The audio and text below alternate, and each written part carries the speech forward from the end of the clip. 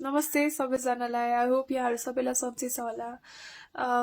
I know अहिले social मिडियामा न्युजतिर चाहिँ धेरै इस्युजहरू छन् अनि एकदम डिस्ट्रेसिङ हुनसक्छ, तर आज चाहिँ यो इस्यु चाहिँ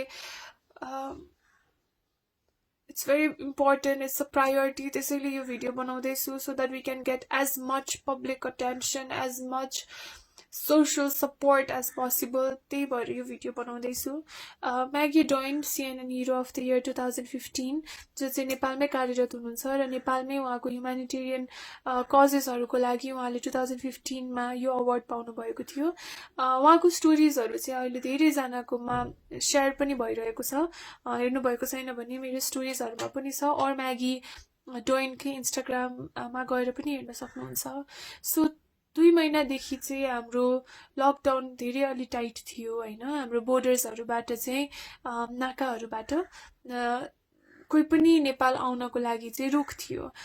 यो बिचमा चाहिँ फेरि हामीले अर्को बुझ्नुपर्ने कुरा के छ भन्दाखेरि कन्ट्रोलको लागि नाकामा रोक लगाउनु इट्स अ भ्यालिड पोइन्ट, तर अप्ठ्यारोमा परेकोहरूलाई उद्धार गर्नु चाहिँ हाम्रो जिम्मेवारी हो।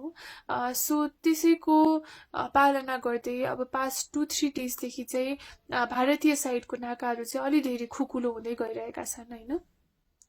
र अहिले चाहिँ लार्ज नम्बर्समा भारतीय साइडको हाम्रो बोर्डर्सहरूबाट चाहिँ नेपालीहरू चाहिँ धमाधम नेपाल छिर्दै हुनुहुन्छ। बसेसका बसेस 50 to 60 बसेस, 100 बसेस होइन, नेपाल छिर्दै हुनुहुन्छ। Which is a very good thing, because हामीले इभ्याकुएट गर्नुपर्ने थियो। हामीले rescue, it's sort of a rescue होइन राइट नाउ, किनकि उहाँहरूको जब छैन अहिले, उहाँहरूसँग कुनै सपोर्ट छैन। र वर्ल्ड इकोनोमी क्राइस हुँदाखेरि चाहिँ आफ्नै देशले हो लास्टमा गएर हेर्ने। तर वी अल्सो नो द्याट कोभिड-19को क्राइसिसको बेलामा लार्ज नम्बरमा त्यसरी भिडभाड लागेर भित्र आउनु इट्स रियली अनसेफ र हाम्रो गाइडलाइनको विपरीत जान्छ। That's another important issue. अहिले म त्यो पनि साइड लगाएँ। अहिले राइट नाउ हाम्रो concern, major concern, immediate action चाहिएको भनेको चाहिँ पानी र खानाको व्यवस्था। जति पनि नेपाली भित्र आउँदै हुनुहुन्छ नेपालभित्र, उहाँहरू चाहिँ लामो एउटा यात्रा तय गरेर आउनुभएको। they've been traveling for 5 days, for a week होइन। र अहिले चाहिँ सदर्न साइडमा चाहिँ temperatures are very high, 45 degrees भन्दा माथि टेम्परेचर छ। यति लामो बाटो ट्राभल गरेर आउनुभएको छ र कतै पनि उहाँलाई खानाको व्यवस्था भएको छैन। भारतीय साइडबाट हामीले एक्सपेक्ट गर्न पनि मिल्दैन। नेपाल पसिसकेपछि पनि कुनै पनि संयन्त्र छैन जसले चाहिँ उहाँहरूलाई खाना और पानीको व्यवस्था गरिदियोस्। र यो भाइरस फैलिनबाट रोक्नको लागि चाहिँ सिस्टम के छ भन्दाखेरि पैसा भए पनि उहाँहरू ओर्लेर केही पनि किन्न पाउनुहुन्न, which is a very valid measure. त्यो गर्नै पर्ने कुरा हो। सो पैसा भए पनि उहाँले 5 दिनसम्म खाना किन्न पनि पाउनु भएन, कसैको थ्रुबाट सहयोग पनि भएन र पानीको पनि व्यवस्था भएन। अब इमेजिन होइन, 5 डेज, हप्ता दिनसम्म ट्राभल गरेर 45 डिग्रिज भन्दा बढी टेम्परेचरमा।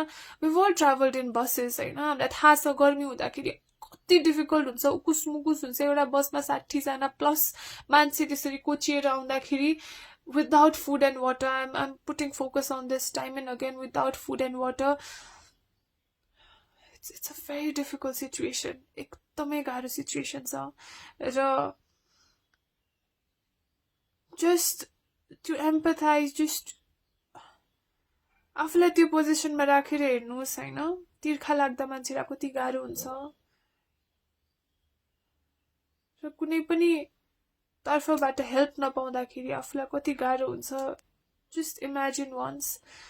सो म्यागीको स्टोरी हेर्दा थाहा पायो everybody there is begging for water. हामीलाई पानी दिनुहोस्, that's their only demand right now. Give us food पनि होइन, give us water. We just want water. हामीलाई पानी चाहियो right now. We want to drink water, just पानी। That's the main issue right now. अनि त्यति ठुलो कुरा त होइन जस्तो लाग्छ। We can solve it right. I mean त्यस्तो लाचार त छैनौँ नि त हामीहरू। र अहिले प्रब्लम अर्को के भयो भन्दाखेरि सङ्क्रमण सर्ने डरले चाहिँ नि जो पनि गएर पानी दिन पनि मिलेन। एउटा प्रपर च्यानल हुनु पर्यो होइन, एउटा मेजर एउटा प्रपर प्लानको थ्रुबाट एक्जिक्युसन हुनु पर्यो सो म्यागीसँगको कुरा गर्दाखेरि द फर्स्ट थिङ इज उहाँ त्यहाँ गइसकेपछि she saw the situation she try to bring light into it र प्रदेश सरकारसँग पनि she had a really long meeting र हाम्रो प्रदेश सरकार कर्णाली प्रदेशको सरकार का मन्त्रीहरू आफै पनि कर्णालीको नाकामा गएर they saw the situation and they realize okay this is important I am sure that realize it before तर जे कुरा पनि देखिसकेपछि अझै धेरै you can feel the problem so त्यो भयो so they are trying I am not trying to blame game anyone मैले गभर्मेन्टले गरेन यो गरेन त्यो गरेन भन्न खोजिरहेको छैन तर म्यागीलाई हिजो हामी राति 11:30 बजीसम्म कुरा गर्दै थियौँ राति 12 बजी फोन आएछ I want to remind you उहाँहरू दिनभरि पानी र खाना पुऱ्याएर बेलुका घर फर्किसक्नु भएपछि राति 12 बजी फोन आयो फ्रम प्रदेश सरकारको थ्रुबाट कोही रिप्रेजेन्टेटिभले कल गर्नुभयो होला हामीलाई 5000 बोतल पानी चाहियो भनेर नाकाहरूमा she was out of it हामीसँग सकिसक्यो अब हामी जे थियो सबै बाँडिसक्यो हामीसँग अहिले छैन भनेपछि अब के गर्ने भनेपछि कर्णाली प्रदेश अब टेन्डरमा जानुपर्ने भयो 5000 बोतल पानी किन्नको लागि हामी टेन्डरमा जानुपर्ने भयो मान्छे तिर्खाइरहेछ अब टेन्डरको प्रोसेस कति लामो हुन्छ यहाँलाई थाहै छ होला सो हाम्रो सिस्टममा केही खोट देखियो कि राइट नाउ हामीसँग 3 tiers अफ गभर्मेन्ट छ म्युनिसिपालिटी छन् प्रोभिन्स छन् हामीसँग सेन्ट्रल गभर्मेन्ट छ फेडरल गभर्मेन्ट छ तर यो संरचना चाहिँ 2.5 वर्ष मात्र भयो हामीले फर्म गरेको it's like a newborn baby के बच्चै छ यो संरचना र यो संरचनाले कहिले पनि यो लेभलको क्राइसिस देखेको छैन It has never seen such crisis र